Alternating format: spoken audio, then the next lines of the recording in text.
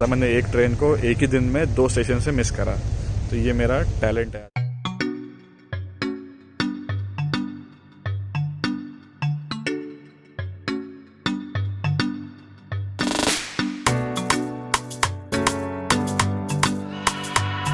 Hi guys, सो आज हम लोग जा रहे हैं कानपुर इस पैंडेमिक टाइम में। तो उसके लिए हम लोगों ने शताब्दी एक्सप्रेस बुक करी है, जो कानपुर शताब्दी एक्सप्रेस है। सो मैं इस ट्रेन को गाज़ियाबाद से पकड़ रहा हूँ, क्योंकि नोएडा से मैं चला हूँ और यहाँ पे गाज़ियाबाद स्टेशन पास पड़ता है। वैसे मुझे लगता था दिल्ली पास पड़ता है, पर आज सुबह कुछ ऐसा हुआ जिसकी वजह से मुझे लगता है गाज़ियाबाद पास पड़ता है। मैं आपको थोड़ी देर में बताऊँगा कि ऐसा क्यों है। तब तक आप थोड़ा सा स्टेशन देख लो और देख लो कि आजकल क्या माहौल है। कोरोना के टाइम में कैसे लोग आ रहे हैं, लोग नहीं आ रहे हैं, कितनी भीड़ है, कितनी भीड़ नहीं है, कौन सी ट्रेन चल रही हैं, कौन सी नहीं चल रही हैं।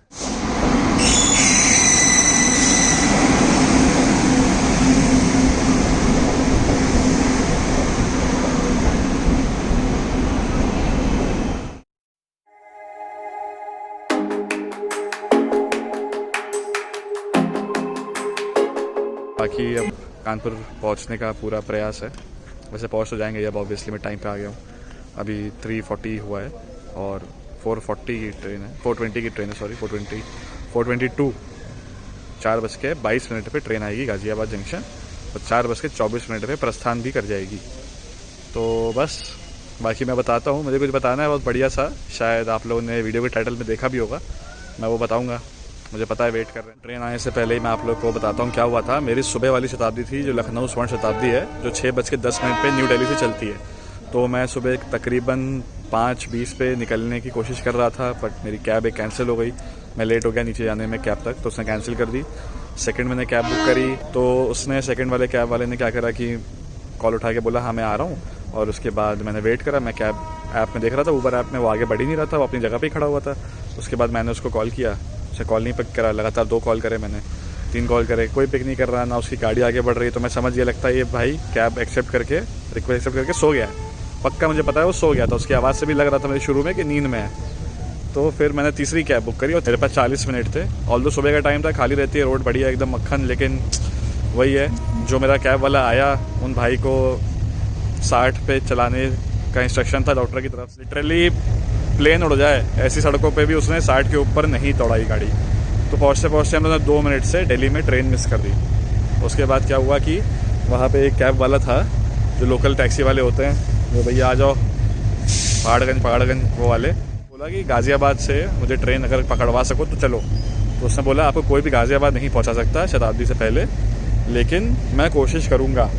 तो मैंने कहा ठीक है भाई, कोशिश अगर आपकी सक्सेसफुल होती है तो ट्राई करने में क्या जाता है। अगर मिस कर जाएंगे तो गाज़ियाबाद से अपने घर चला जाऊँ। उसने फिर गाड़ी दौड़ाई, अपनी वैगनआर, फटाफट सामान ऊपर ही उसने डाला कार के ऊपर। भाई हमारा टैलेंटेड था, उसको सारे रास्ते पता थे, कैसे क्या है, कहाँ पे कौन सा कैमरा। 25 मिनट में उसने न्यू दिल्ली स्टेशन से गाज़ियाबाद स्टेशन पहुँचा दिया, जो कि मतलब शताब्दी का ऑफिशियल आधा घंटा, शताब्दी को 35 मिनट्स लगते हैं शायद ऑफिशियली पहुँचने में, पर उस भाई ने हमारे जल्दी पहुँचा दिया। बट बिकॉज हम लोग वहाँ पे ही लेट थे, तो इस चक्कर में हमारे पास जो टाइम बचा था वो मतलब तकरीबन हमें 25 मिनट में पहुंचना था और 25 ही मिनट लगे। लेकिन ऑब्वियसली क्योंकि जो ट्रेन है वो तो अपने टाइम से आई और 2 मिनट का स्टॉप होता है गाज़ियाबाद पे, 2 मिनट में चली गई। तो वो ट्रेन हमारी फिर से मिस हो गई। मतलब मैंने एक ट्रेन को एक ही दिन में 2 स्टेशन से मिस करा।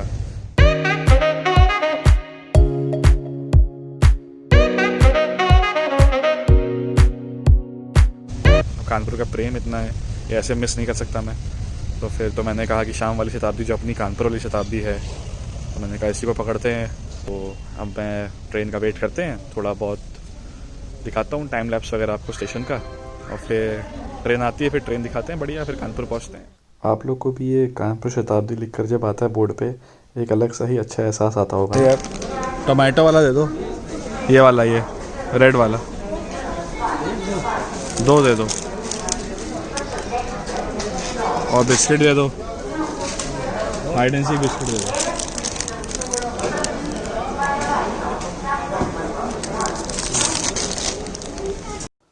तो ये हमारी ट्रेन आ रही है धीरे धीरे मेरे टाइम लैप्स के अंदर।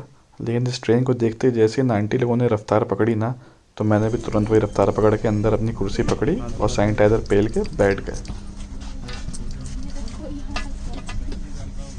जैसा कि बहुत कॉमन है, जहाँ कांच दिखा वहाँ पत्थर पड़ा, हमारा कांच भी फोड़ दिया गया। खैर इसी के साथ कानपुर आगमन हुआ मेरा, और ये मैंने फटाफट अपना जो सबवे है वो पकड़ा और 1 नंबर से 8 नंबर तक का लंबा सफ़र तय किया।